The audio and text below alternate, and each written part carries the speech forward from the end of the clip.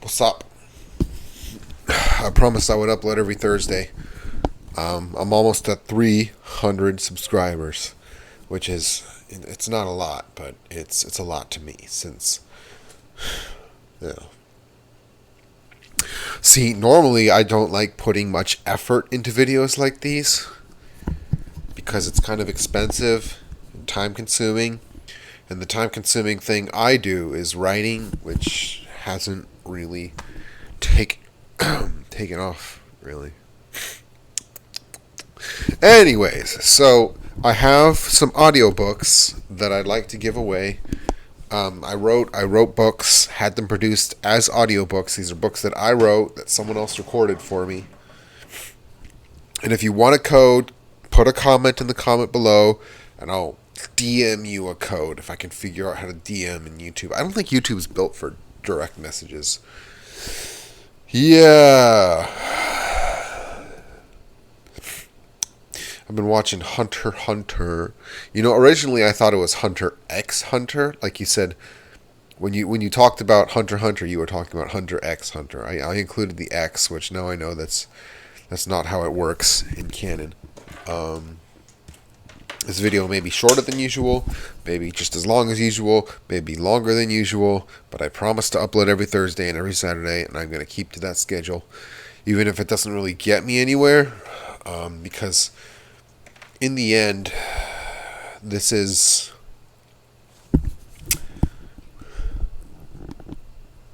Yeah, I don't really have much to talk about. If you're wondering why I...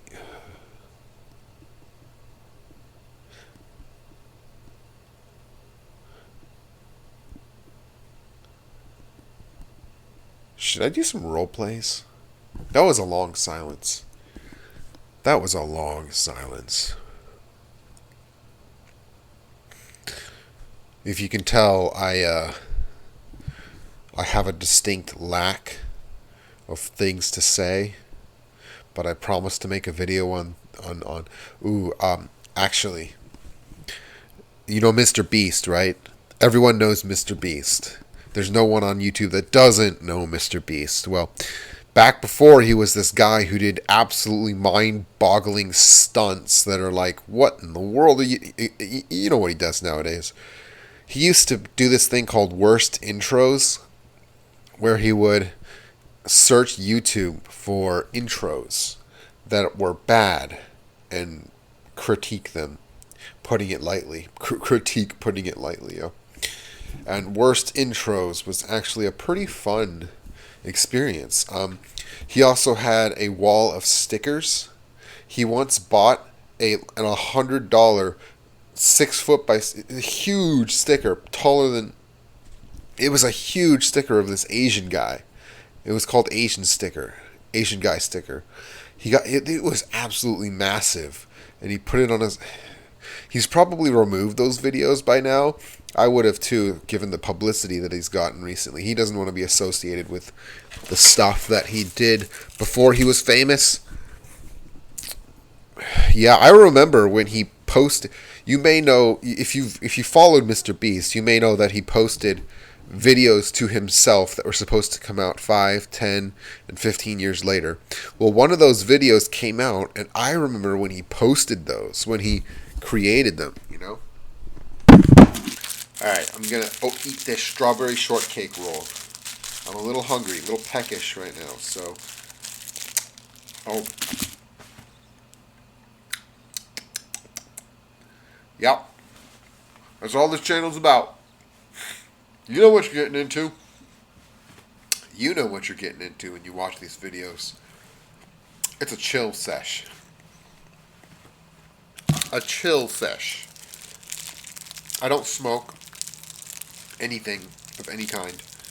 Don't do drugs, but you can still eat stuff and have a chill sesh, you know? Chill seshes are universal. This is a little too sickly sweet for me. I got it because it looked interesting, but I've never had a strawberry shortcake roll before. It tastes really artificial. I mean, it's not bad, but...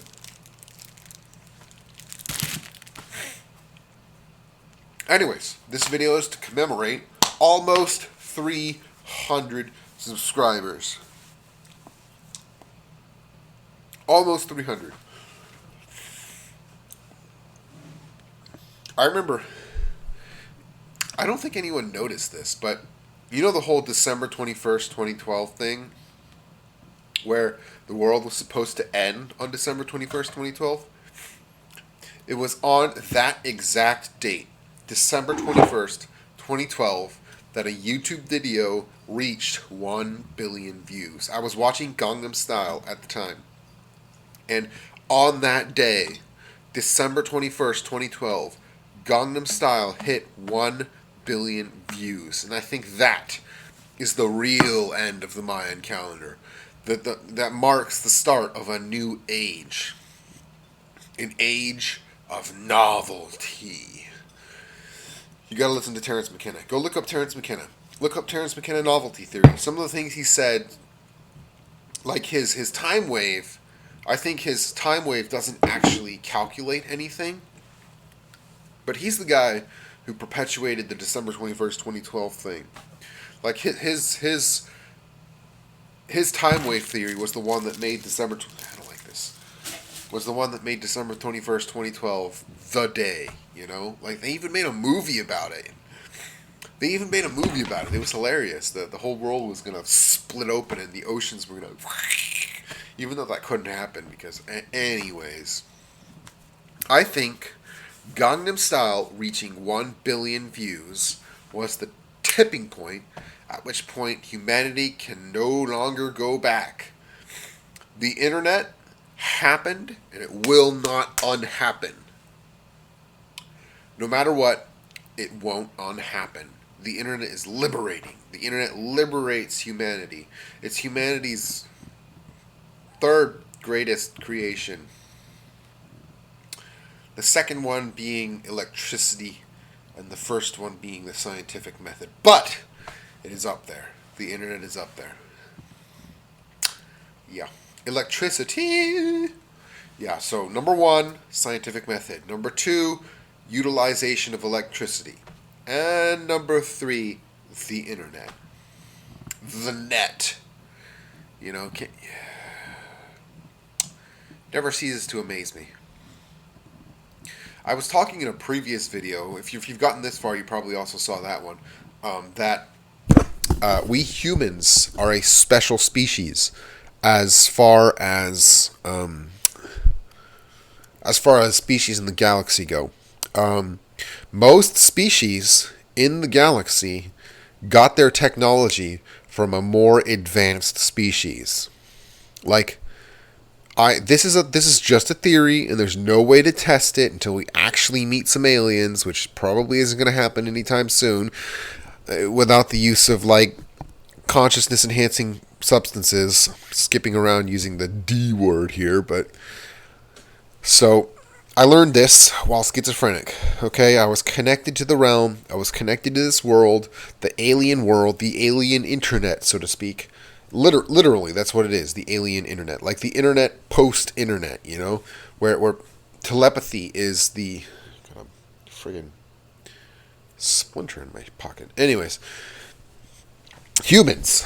We're special. What I heard when I was up there and presenting human technology to the world, they were like, you built this out of dirt? That was what an alien said to me. An alien said to me, you built your civilization this far out of dirt and rocks. That's it. Dirt, rocks, and trees. And I was like, you're right. We did do that. We're humans. We're special. Yeah. And the only reason, you know what? I never learned why the aliens haven't contacted us yet. But I never did hear about why that was the case. I think we made a trade-off. We made a trade-off when we evolved as a species. Our species is extraordinarily physically minded. We were hunters. We hunted. So I imagine a species, if the Venus flytrap were to become sentient somehow, or a stalking species, a species that stalks their opponent, or a species that traps their prey. If a species that lies in wait and traps their prey were to become sentient, they would be up here more than in here. They would have developed extraordinary technology up in the mind space while completely neglecting the physical space. And they wouldn't even understand the physical space, you know? They would be completely go mind to mind to mind. And I think that's what happened with mushrooms. I'm pretty certain that mushrooms have the capability of being sentient. Like, that's what I think. I think it's possible that the mushroom, the psilocybin mushroom, is sentient. But it is a species that is tied to the earth. It has no manipulatable digits. So if a species that does not have manipulatable digits and doesn't hunt its prey were to become conscious, their system of conscious communication would be remarkable. Like, they would have as much technology up here as we do down here. See, us humans, we can't even cure depression without meds, you know? We can't cure depression without medication. And that's how humans work. We don't go up here, we go out there. Like I said, we are hunters. We chase our prey through physical space. But if a species is a trapper, it lures its prey into where it is and then snaps on it. Or if it's a decomposer, if it slowly extends its tendrils through the already dead matter of that species, their evolution would be totally different from ours. And their technology would be totally different from ours. I have a feeling that that there is a capacity for a telepathic civilization that humans don't understand, because the only form of telepathy we ever learned is language. And even then, linguistic telepathy is like telepathy with crutches, you know? Like, us humans are so bad at abstracting stuff, or us humans are so bad at exploring the mental space that we have to use crutches to communicate telepathically. Like, language is a crutch to facilitate telepathy. And I'm of the belief that telepathy can happen without the use of mouth noises. I've done it. I've done it before without the use of mouth noises. But that's very uncomfortable for a human. Humans find other people inside their mind space to be very uncomfortable. Because we're mentally solitary. Mentally, we are a solitary species. Socially, we are a tribal species. Mental, we're isolated. Socially, we're tribal. And philosophically, at least in America, we're independent. We're a very independent species who, at the same time, has a need to be dependent on something. Humans are independent on some counts and dependent on other counts. And I think it'll be very difficult for us to communicate with aliens. I think to aliens, we are unremarkable. But at the same time, we are remarkable.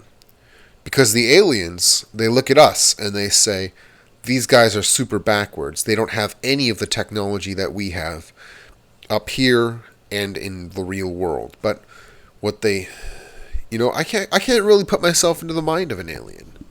Because they're alien. They're totally alien. Let's scratch that. Let's scratch trying to think of what aliens think about us. But I think humans are wasting their consciousness. Like, There's something called the realm. It is a mundane utilization of telepathic technique. In this world, the realm, there are it's just the ability to communicate telepathically. Like, you can do it. Takes a couple steps, 5 minutes in, boom. No drugs, boom.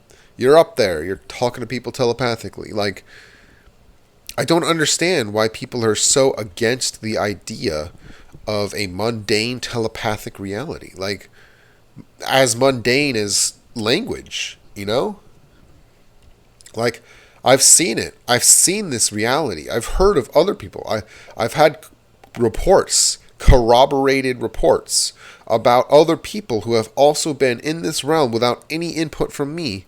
And here's the linchpin. Athena likes playing chess. Okay? And I know that these people have entered the same realm I have because they tell me without me having told them that Athena played chess with them. They go up there, no input from me until after they're down, and several times I've heard the words, Athena played chess with me. And I think to myself, boom!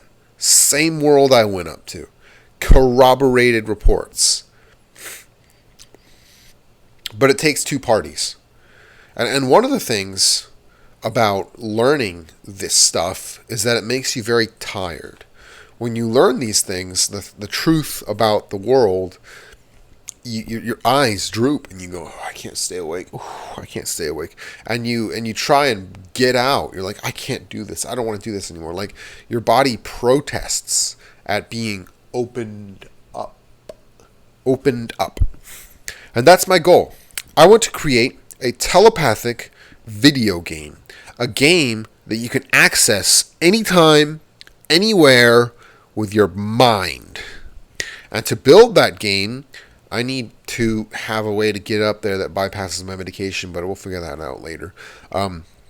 For now, my main mission is to recruit other people who can also see this realm, the same realm that I see, and get them to help me build the game.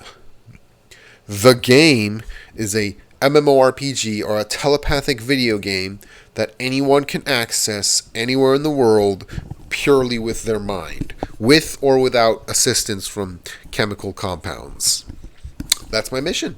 I want to make it mundane, you know? Like, I want to make it like, oh, you know, people like, you know how the best way to tell if something is mundane is if it appears without explanation in a YA middle grade book. So it appears in like non-sci-fi books. If for example, we mentioned smartphones, yeah? Offhand. Before 1990, smartphones were the subject of science fiction. They only happened in science fiction. But once smartphones become mundane, people talk about it like everyone should know exactly what they're talking about. That's mundane. When you say, I have a smartphone, nobody's like, oh my God, you are, wow. They're like, yeah, I have a better one. You see? And that's where I'm trying to get with telepathy. It'll be a long road, definitely a long road, but I want to get to the point where people are like, yeah, you know, I built a telepathic machine yesterday. Or I coded together I coded together a way to become more happy through pure telepathic thought. And the other person's like, yeah, well, I did better than you, you know? And that's what I want to happen. I want mundane telepathy. Telepathy that's so mundane, people can reference it offhand without having to explain it to people. There's the problem. But the main problem with this is that I'm just not a very good communicator when it comes to interpersonal relationships. I have a Discord where I talk about this stuff, but it's kind of dead because I'm not very charismatic. That's it. I'm not charismatic. I'm emotionally intelligent. I'm too emotionally intelligent, and thus I am not charismatic. I can't be charismatic. When I'm speaking into a microphone or when I'm in a one-on-one conversation, I can knock your socks off with some interesting thoughts. But when it comes to creating a group of people who understand what I do and who follow me in my mission to normalize telepathy. That's when it hurt. That's when it stayed. By the way, these are amazing. These are Scooby-Doo gummies. Oh my god, they're the best in the world. Ugh. I'm gaining so much weight because of them. I've gained several pounds and stuff. Probably because of these. My god, Scooby-Doo gummies are good. Anyways, my Discord link is down below. If you want to join, you can say hi. You can meet some of the people who also see the realm like I do. Although some of them are a little bit, they're in their searching phase. But that's it. Thank you for watching. I will see you guys on Saturday or in my Discord if you really want to go there.